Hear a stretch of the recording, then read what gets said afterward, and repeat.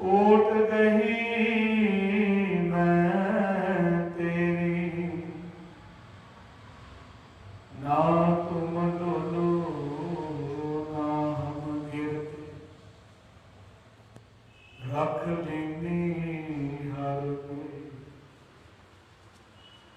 जाको हर रंग लागो इस जुग में, सो कयत है सूरा। आत्म जिण सगल बसता, जाका सतगुर को। ठाकुर गाइए आत्म रंग, सरनी पावन नाम त्याग। सहज समागम संग, जन के चरण बसै मेरी अर। संग पुनीता देही, जन की धूर देओ कृपा नित। नानक कै सुख वे, गुर सिखी भाणा मनिया। गुर पूरा पार लगाए, गुर सिखा की हर धूड़ दे। हम पापी भी गत पाए, परम सम्मानयोग जुगो जुग अकाल, जबर शतर तखत मालक। साहिब सतगुरु श्री गुरु ग्रंथ साहिब जी महाराज जियां दे पावन पवित्र मुबारक गुरु शब्दी चरणों में सुभाईमान हो बैठे गुरमुख प्यारे सत संगी जनो, आप जी अति वडभागे हो जो कि नित कर्म अनुसार सतगुरु जी की कृपा सत्कार सतगुरां के पावन चरणों में हाजरी भर के सतगुरु जी वालों बख्शिया होया अमोलक मनुखा जन्म सफल करने का सफल जतन कर रहे। फेसबुक पेज सर्व मुस्लिम ग्रुप सिख कौम के महान सेवक सरदार कुलविंदर सिंह जी भाटिया रायपुर निवासी, भाई कुलतार सिंह जी, भाई सरबजीत सिंह जी के उपराले सदका इस वक्त आपकी फेसबुक राही चरणों में जुड़ बैठे। जिस तरह आपकी भली भांत जानते हो, साका ननकाना साहब जी शताब्दी 100 साल सिख कौम मना रही है। 1921 के साका वरत्या तो जिन्होंने अज लगभग 100 साल हो गया और 2 दिन के समय के इस साके का पिछोकर गुरु साहब महाराज जी ने जो सिक्खी दियां दातां बख्शिश कीतियां ते वो सिख वरतीबड़े जिन्हां ने गुरुद्वारियां की सेवा संभाल वास्ते कुर्बानियां दित्तियां हैं, उस इतिहास का अपन याद करांगे। और उस तो पहला सतगुरु की बख्शी हुई फतेह प्रवान करो सारे आपको जी। वाहिगुरू जी का खालसा वाहिगुरू जी की फतेह। गुरु प्यारे अरदास का तीसरा पहरा है। पहले पहरे में असी गुरु साहब जी, गुरु नानक साहब जी तो लैके गुरु तेग बहादुर साहब और कलगीधर पातशाह साहब, गुरु गोबिंद सिंह जी महाराज, गुरु ग्रंथ साहब जी महाराज, दूसरे पहरे के असीं पंज प्यारे 40 फुट के पंजा प्यारियां उन्होंने वजीवड़ियां याद करते और मेरा जिथे तक सोचने का दायरा है वो बेनती मैं आप जी के नाल पहला साझी कर लेना कि साडा 550 साल का इतिहास जिहड़ा है असीं रोजाना ही घट्टो घट्ट 2 बारी दोहराते हैं नित कर और 3.5 मिनट के 550 साल का इतिहास पढ़िया गया। पर विलक्षणता यह है गुरु प्यारिओ, इत्थे किसी का नाम नहीं लिया जाता ਜਾਂ ਪੁਰਾਤਨ ਸਮੇਂ ਦੇ ਵਿੱਚ ਸਿੱਖਾਂ ਨੇ ਸ਼ਹਾਦਤਾਂ ਦਿੱਤੀਆਂ ਜਾਂ ਅਜੋਕੇ ਸਮੇਂ ਵਿੱਚ ਜਾਂ ਆਉਣ ਵਾਲੇ ਸਮੇਂ ਵਿੱਚ ਵੀ ਐਸੇ ਸਾਕੇ ਵਰਤੇ ਹਨ ਤੇ ਜਿਨ੍ਹਾਂ ਨੂੰ ਅਸੀਂ ਉਹ ਯਾਦ ਕਰਦੇ ਹਾਂ। ਤੀਸਰਾ ਪੈਰਾ ਦੱਸਦਾ ਹੈ ਜਿਨ੍ਹਾਂ ਸਿੰਘਾਂ ਸਿੰਘਣੀਆਂ ਨੇ ਧਰਮ ਹੇਠ ਸੀਸ ਦਿੱਤੇ, ਬੰਦ ਕਟਾਏ, ਖੋਪੜੀਆਂ ਬਣਾਈਆਂ, ਚਰਖੜੀਆਂ ਤੋਂ ਚੜੇ, ਆਰਿਆਂ ਨਾਲ ਚਲਾਏ ਗਏ ਗੁਰਦੁਆਰਿਆਂ ਦੀ ਸੇਵਾ ਲਈ ਕੁਰਬਾਨੀਆਂ ਕੀਤੀਆਂ, ਧਰਮ ਨਹੀਂ ਹਾਰਿਆ, ਸਿੱਖੀ ਕੇਸਾਂ ਸਵਾਸਾਂ ਨਾ ਨਿਭਾਈ, ਦਿਨਾਂ ਦੀ ਕਮਾਈ ਦਾ ਧਿਆਨ ਕਰਕੇ ਖਾਲਸਾ ਜੀ ਬੋਲੋ ਜੀ ਵਾਹਿਗੁਰੂ। ਕਿਉਂ ਲੋੜ ਪੈ ਗਈ ਕਿ ਜੇ ਅਸੀਂ ਉਸ ਪੁਰਾਤਨ ਸਮੇਂ ਦੇ ਵਿੱਚ ਗੁਰਦੁਆਰੇ ਦਾ ਪ੍ਰਬੰਧ ਦੇਖਦੇ ਹਾਂ ਜਾਂ ਅੱਜ ਦੇ ਅਜੋਕੇ ਸਮੇਂ ਦੇ ਵਿੱਚ ਦੇਖਦੇ ਹਾਂ, ਇਹ ਵੀ ਆਪਾਂ ਅੱਗੇ ਵਿਚਾਰ ਕਰਾਂਗੇ। ਕਿਉਂਕਿ ਇਹੋ ਜਿਹਾ ਸਮਾਂ ਸੀ ਜਿੱਦਣ ਲੋੜ ਪੈ ਗਈ, ਗੁਰਦੁਆਰਾ ਸੁਧਾਰ ਲਹਿਰ ਚੱਲੀ, ਸਿੰਘ ਸਭਾ ਲਹਿਰ ਚੱਲੀ, ਸ਼੍ਰੋਮਣੀ ਗੁਰਦੁਆਰਾ ਪ੍ਰਬੰਧਕ ਕਮੇਟੀ ਦੀ ਸਥਾਪਨਾ ਹੋਈ।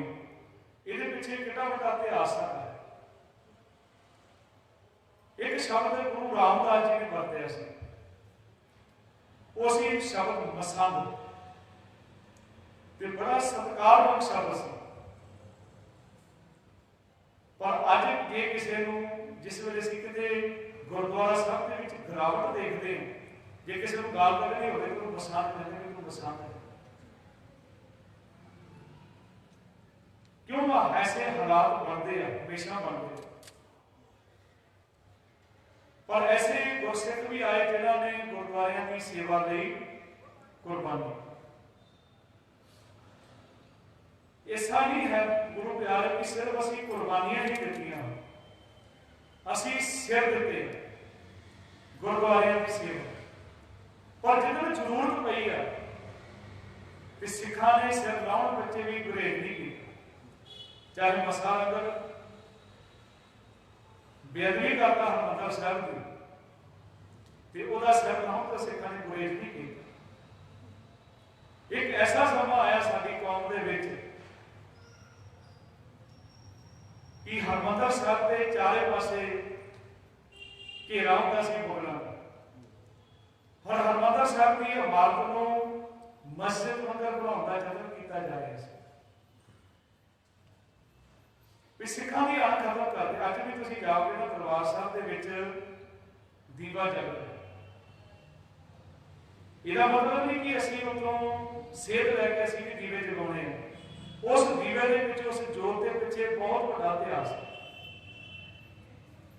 कई ने भुलेखा होंगे शायद भी अखंड पाठ साहब चलता है, जोत जगनी चाहिए, दरबार साहब जग रहा है,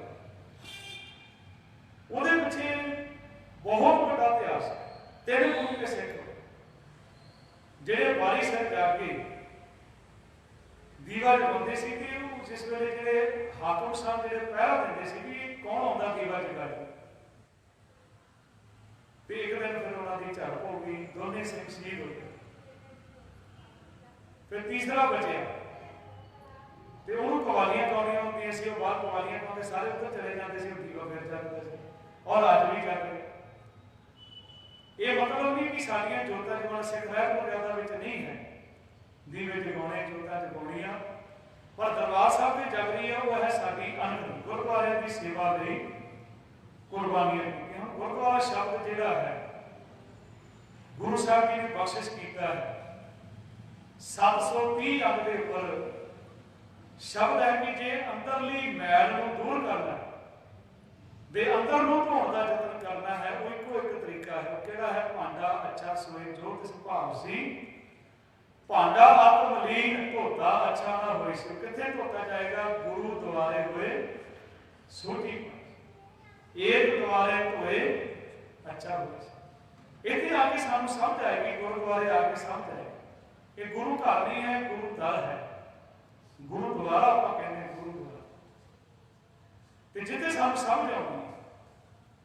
गुरु साहब महाराज कहते हैं भाई जिहड़े लोगों के भुलेखे आ बाणी विच आपां पढ़दे आनंद साहब की 38वीं पौड़ी हर जियो मुखा अंदाके बाजा पवन बजाया बजाया बाजा पौन 9 द्वारे प्रगट किए 10वां गुप्त दिखाया गुरुद्वारे लाए भावे कि 10वां द्वार। बाणी में शब्द एक गुरुद्वारा पढ़ते हैं गुरु साहब महाराज। आप ननकाना साहब के साके की गल करनी, वो पावन धरती जिन्हों पहला राय भोए की तलवंडी कह गई। जिस वेले साहब श्री गुरु नानक साहब जी का प्रकाश होया, उहदे दा हाकम मुसलमान सी राय भोला। बड़ी श्रद्धा रखता है गुरु साहब जी के नाल। उन्हें सोचा कि पता नहीं मेरे पिता ने किस तरह ये जमीन इकट्ठियां की लोगों के ब्याज पर सिर चढ़ा के जमीन दिखा दिखा के इतनी बड़ी जमीन करके राय भोए। कल लोग मैं याद करेंगे, पर ऐसा क्यों ना हो जाए जी वो नाम से जिन्हें इतने प्रकाश धारण किया, जिन्हें जन्म लिया है, क्यों ना वो नाम के ऊपर ही इस धरती का नाम रखा गया। वैसे शब्द है नानक आना, देसी ननकाना साहब बोलते हैं नानक आना। इतने एक होर बेनती करना चाहता हाँ, सिर्फ गुरु नानक साहब जी का जन्म नहीं होया था ननकाना साहब, उत्थे सिक्खी का जन्म होया। सिक्खी उधर सिक्खी जिधर गुरु नानक साहब जी ने प्रकाश लिया ना ननकाना साहब 1469 को, उधर तो सिक्खी का जन्म भी होया। ये ननकाना साहब गुरु नानक साहब के जन्म स्थान के ऊपर हमला नहीं सी, सिक्खी के ऊपर हमला सी। ते हुण उहदा जिहड़ा जिथे भी गुरु साहब महाराज जी ने चरण पाए जगह जी पवित्र हो गई। भाई साहब भाई गुरदास साहब ने जिथे बाबा पैर करे पूजा आसन थापन सो, चाहे मक्के गए उन्होंने भी आख्या जो गुरु नानक साहब जी जान लगे भी खड़ावे दे दो। भाई गुरदास साहब जी की उदाहरण है, गवाही देते हैं कहते धरी निशानी कौस की मक्के अंदर पूज कर। असं रोज पढ़ते हैं गुरु रामदास जी के शब्द जिथे जाए बसे कर सतगुरु सो धान सुहावा राम राजे गुरसिखी सो धान भालिया लै तुरमुख।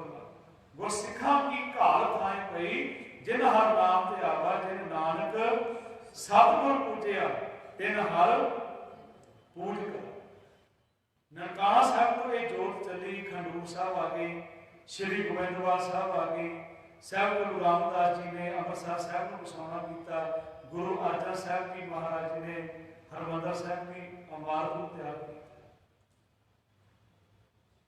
अगे समा आया 10वें पातशाह का।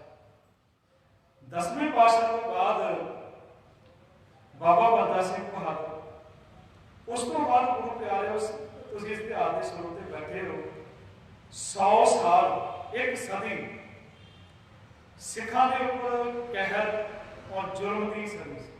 एक साल सिख अपने घर छड़ के अपने धार्मिक स्थान छड़ के जंगलों में रह बसे। उस समय के जो प्रबंध से गुरुद्वारियों का महंता के कोल उदासी परंपरावां के लोगों के कोल उन्होंने फिर अपनी मर्जी के अनुसार गुरुद्वारियों के अपनी मर्यादा के चलाना जतन किया। पर यह नहीं कि असी अज भी आजाद हो गए। किन्ने गुरुद्वारे जिहदे सिख रहत मर्यादा का पहरा दिता जाता। कोई कहता साढ़े बाबा जी की रहरास पढ़ी जाए, कोई साढ़े बाबा जी की रहरास पढ़ी जाए। जो पंथक फैसला है सिख रहत मर्यादा का, किन्ना असी सिख रहत मर्यादा के ऊपर पहरा की जगह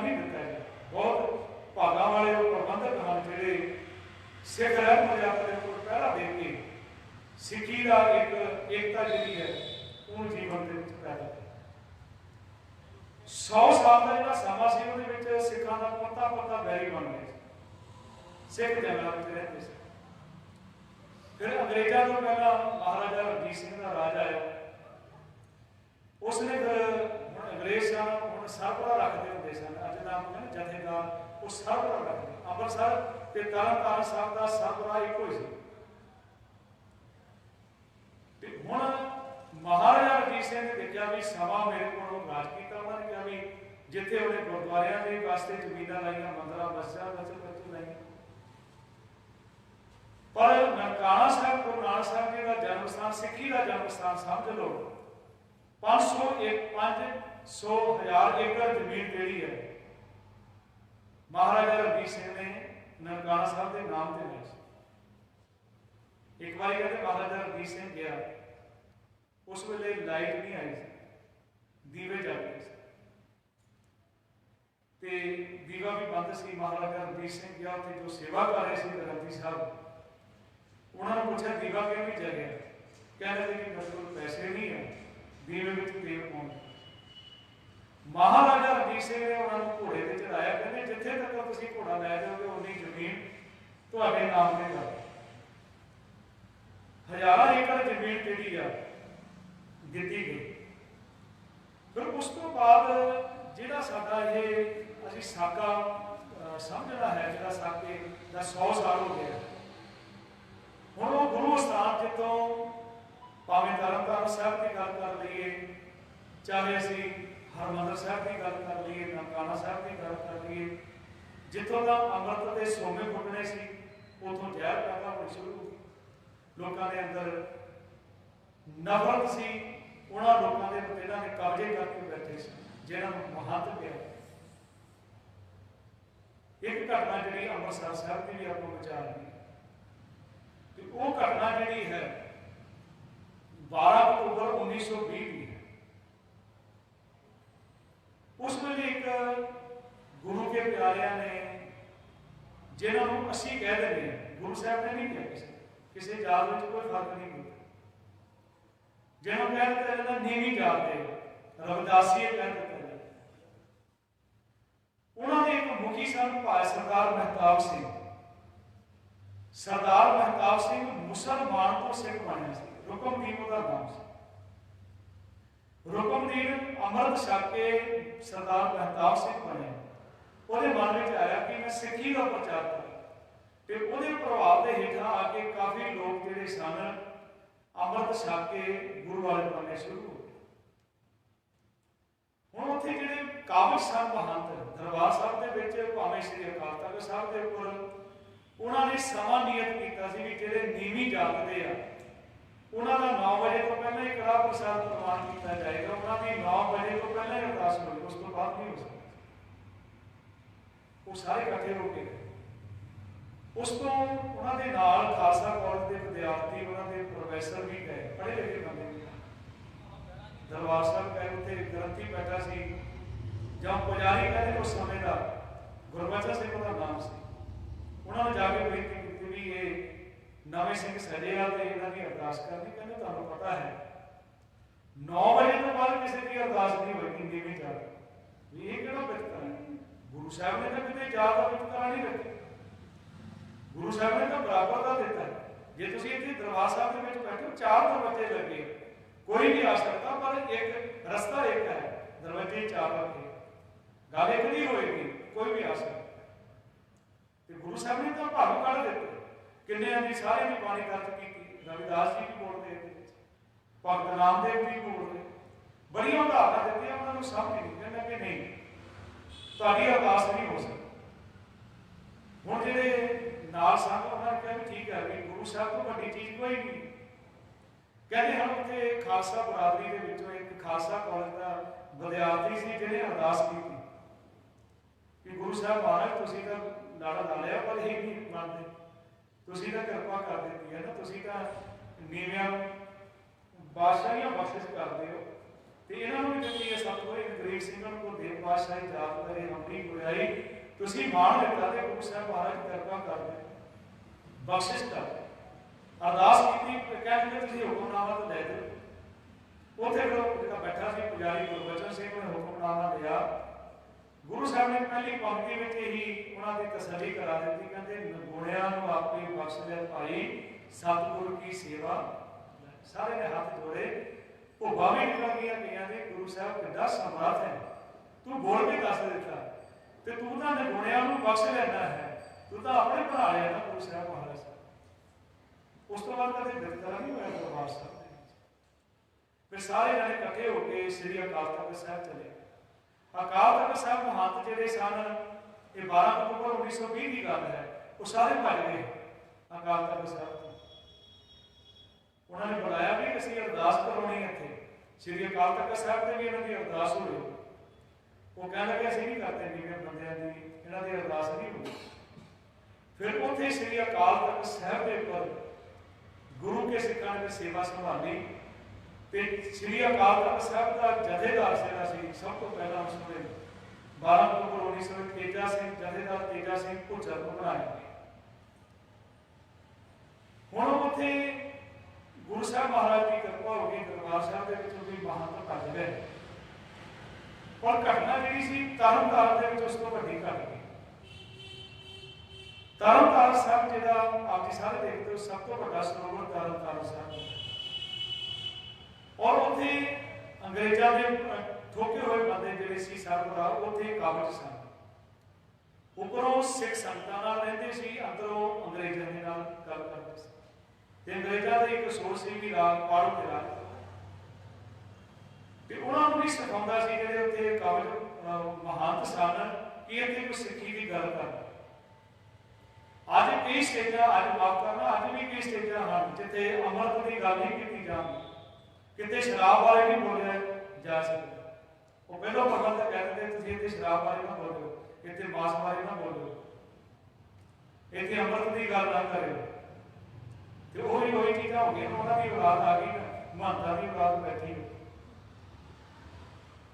ਸਿੰਘ ਸਭਾ ਲਹਿਰ, ਗੁਰਦੁਆਰਾ ਸੁਧਾਰ ਲਹਿਰ ਦਾ ਮੋਢੀ ਜਿਹੜਾ ਸੀ ਭਾਈ ਸੰਤ ਸਿੰਘ, ਉਹਨਾਂ ਨੂੰ ਮੌਕਾ ਮਿਲਿਆ ਤੇ ਉਹਨਾਂ ਨੇ ਸਟੇਜ ਤੇ ਖੜੇ ਹੋ ਕੇ ਗੁਰੂ ਕੇ ਸੰਗਤਾਂ ਦਾ ਸੰਗਤਾਂ ਸੀ, ਗੁਰੂ ਦੀਆਂ ਸੰਗਤਾਂ ਸਨ, ਉਹਨਾਂ ਨੂੰ ਆਖਿਆ ਜੇ ਗੁਰੂ ਨਾਨਕ ਦੀ ਸਿੱਖੀ ਨੂੰ ਪ੍ਰਪੱਕ ਕਰਨਾ ਹੈ, ਜੇ ਗੁਰੂ ਨਾਨਕ ਦੀ ਸਿੱਖੀ ਨੂੰ, ਗੁਰੂ ਗੋਬਿੰਦ ਸਿੰਘ ਦੀ ਸਿੱਖੀ ਨੂੰ ਆਪਣੇ ਘਰਾਂ ਵਿੱਚ ਰੱਖਣਾ ਤੇ ਆਪ ਅੰਮ੍ਰਿਤ ਛਕੋ, ਆਪਣੇ ਬੱਚਿਆਂ ਨੂੰ ਅੰਮ੍ਰਿਤਧਾਰੀ ਬਣਾਓ। ਤੇ ਉਹਨਾਂ ਨੂੰ ਇਹ ਗੱਲ ਬਿਲਕੁਲ ਹੀ ਪਸੰਦ ਨਹੀਂ ਸੀ ਤੇ ਉਸ ਦਾ ਬਦਲਾ ਲਿਆ ਗਿਆ।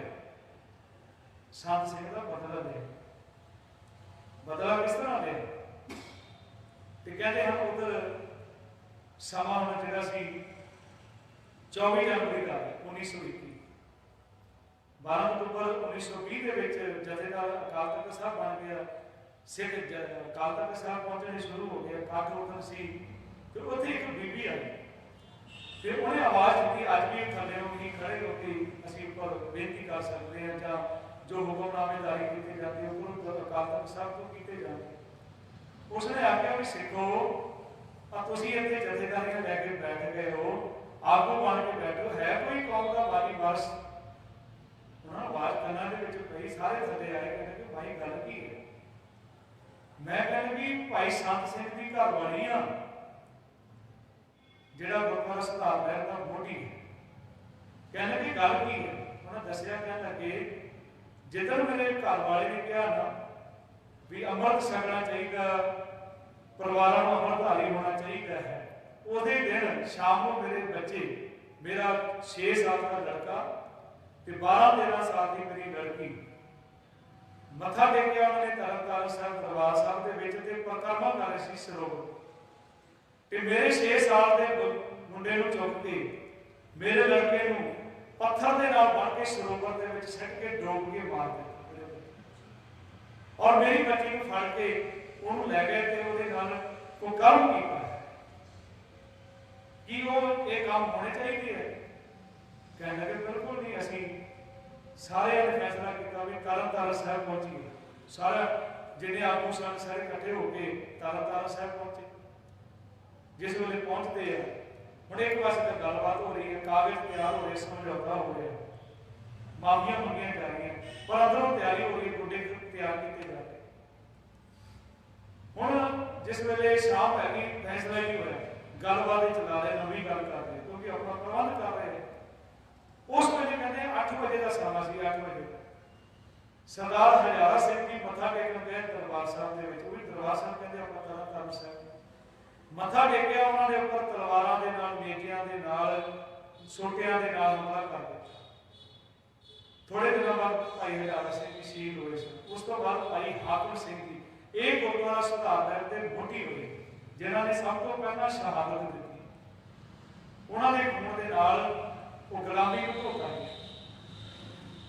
कहते हजारा सिंह जिस वेले शहादत करके 3 दिन बाद उन्होंने नाल ही तरन साहब के नाल पिंड आलामीन को कहते जिस वेले उन्होंने उत्थे लाश गई कपड़े में लपेटी सी, मां उन्होंने 75 80 के साल की सी।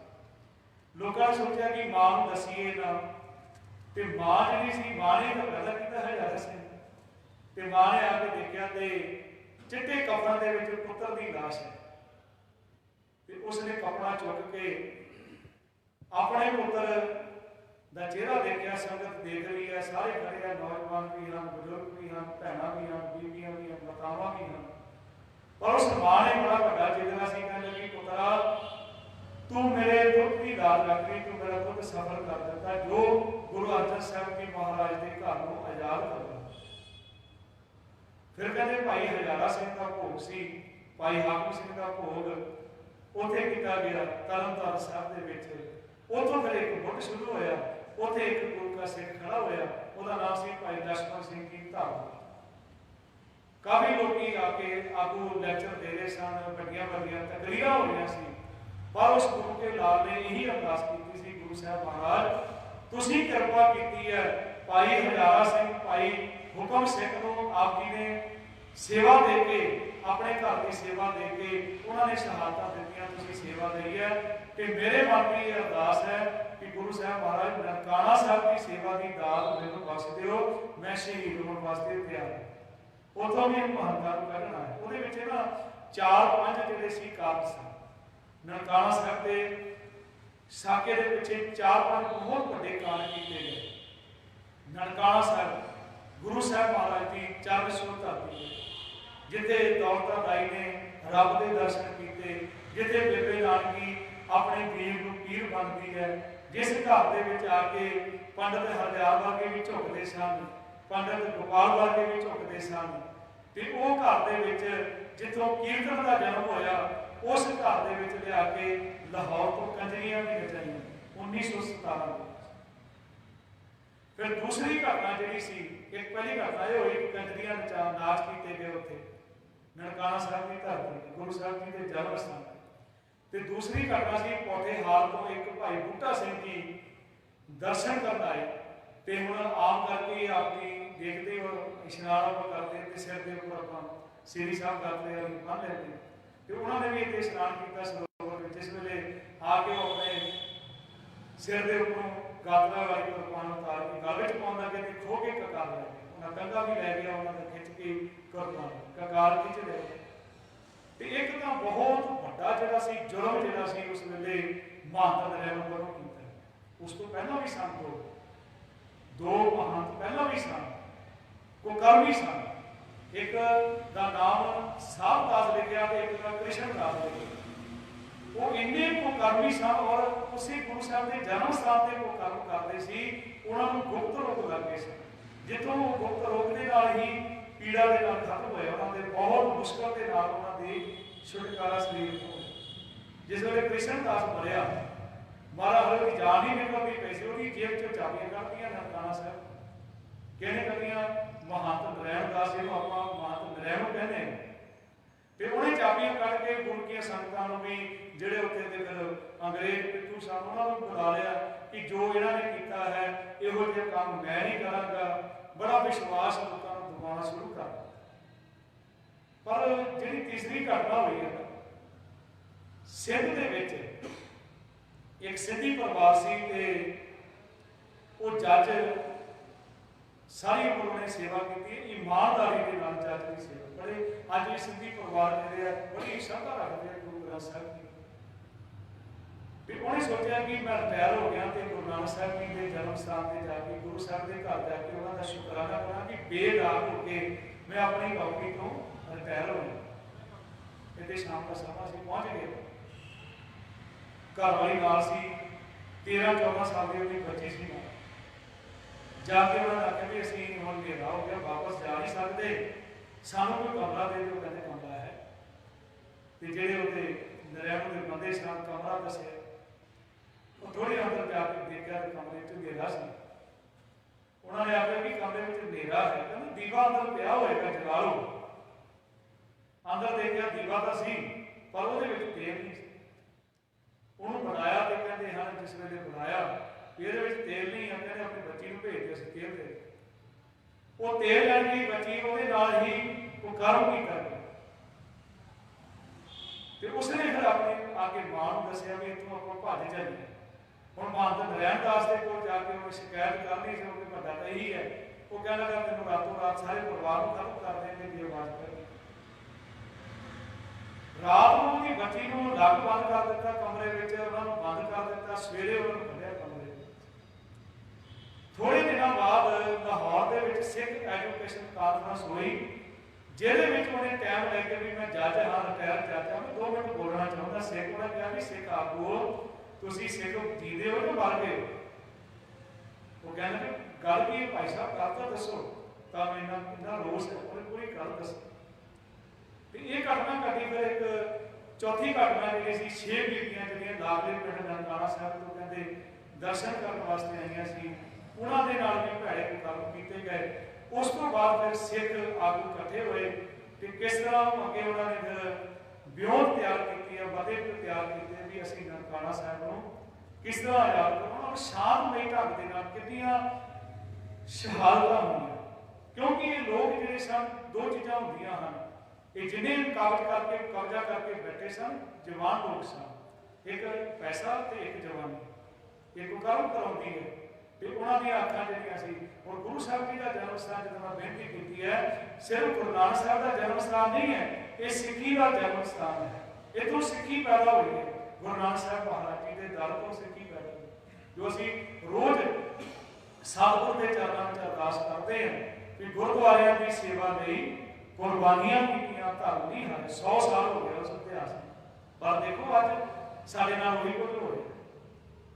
जे अज असीं अपने घर जाने वास्ते जे वीजे दिते भी सन, सरकार ने वो भी वीजे वापस कर रोकया गया। अज भी वही काम हो रहा है। तो उन्होंने उपर ही लोग इस लोग काबल गुरुद्वारियां दे विच बैठ गए, तो जिन्होंने सिक्खी का प्रचार की करता सी, सिक्खी को ढा पानी शुरू कर दी। अज भी वही चीज़ है। गुरु साहब महाराज कृपा कर अरदास करिए कि वो जे साडे अंदर भी जज्बात पैदा हो कि असीं अपने गुरुद्वारियां की संभाल। गुरुद्वारे बनाने बड़े सौखे हैं, बहुत सौखे हैं, पर उन्होंने संभाल मर्यादा जी है उन्होंने बहाल करना, लागू करना। असीं कहने का जरूर माफ करना। मैं आखिरी बेनती कर रहा कि असीं गुरु ग्रंथ साहब जी को मानते हैं, असीं गुरु ग्रंथ साहब जी ने रिकाल मानते हैं। इत्थे की गल छड्ड दो, दूसरे छोटे गुरुद्वारे दसो कितने को बंदे होंगे प्रकाश करने वाले। एक ग्रंथी सिंह आवे चौर करता, कितने गए प्रबंधक, कितने गए दूसरे लोग जिहड़े असीं कहते हैं भी असीं गुरु ग्रंथ साहब महाराज के सिख हां। तो वो करके फिर असीं कुर्बानियां देने वास्ते तैयार हाँ। जे असीं संभाल सेवा संभाले नहीं कर सकते, फिर गुरुद्वारे जातियां के नाम से पैदा कर दिते गए। एक पिंड दे विच पंजाब दे विच 10-10 गुरुद्वारे बना दिते, एक गली के मोड़ ते बना दिते, इधर बना दिते। बेदबी होंदी है तो वो सारा कुछ साडे सामने। जे असीं संभाल ही नहीं कर सकते, फिर इन्हें गुरुद्वारे बनाने की लोड़। तो वो चीज़ां जिहड़ियां अज बहुत जरूरत है अंदर भावना होनी कि मेरे को दूर नहीं गया जाता, मेरे घर के सामने गुरुद्वारा होना चाहिए। बस ये करके महल्ले गुरुद्वारे, गली गली गुरुद्वारे बनने शुरू। एक श्रद्धा होनी जिद्दां तुसीं दूरों चल के आउंदे हो, भावना दे नाल आउंदे हो, श्रद्धा दे नाल आउंदे हो। अज बड़ा दिल दुखदा जिस वेले गुरु साहब महाराज की बेअदबी होंदी है, गुरु ग्रंथ साहब जी के अंग पाड़ के सड़क दिते जाते, क्योंकि कितों इन्ना प्रबंध लैके आओ। तो वह कारण कि घट्टो घट्ट जीवन के जितों असीं स्कूल है, साडे स्कूल है गुरुद्वारे हुए सोटी पास। तो अगे फिर उन्होंने ननकाना साहब के जिहड़ियां घटनावां घटियां, उस तो बाद जिहड़ियां सिख आगुआं ने मते तैयार करके सिख कौम जिहड़ा प्रोग्राम दिता, किद्दां शहीदियां उन्होंने दे के ਗੁਰੂ ਸਾਹਿਬ ਜੀ ਦਾ ਜਨਮ ਸਥਾਨ, ਆਪਣਾ ਜਨਮ ਸਥਾਨ ਕਿਸ ਤਰ੍ਹਾਂ ਉਹਨਾਂ ਕੋਲੋਂ ਆਜ਼ਾਦ ਕਰਾਇਆ। ਕੱਲ ਆਪਾਂ ਕੱਲ ਦੇ ਦੀਵਾਨ ਦੇ ਵਿੱਚ ਵਿਚਾਰ ਕਰਾਂਗੇ। ਇੰਨੀਆਂ ਬੇਨਤੀਆਂ ਆਪਣੀ ਪ੍ਰਵਾਨ ਕਰਦੀਆਂ ਹੋਈਆਂ ਭਗਤਾਂ ਦੀ ਕਿਰਪਾ ਬਖਸ਼ਣੀ। ਬੁਲਾਓ ਫਤਿਹ। ਸਾਰੇ ਆਪਣੀ ਵਾਹਿਗੁਰੂ ਜੀ ਕਾ ਖਾਲਸਾ, ਵਾਹਿਗੁਰੂ ਜੀ।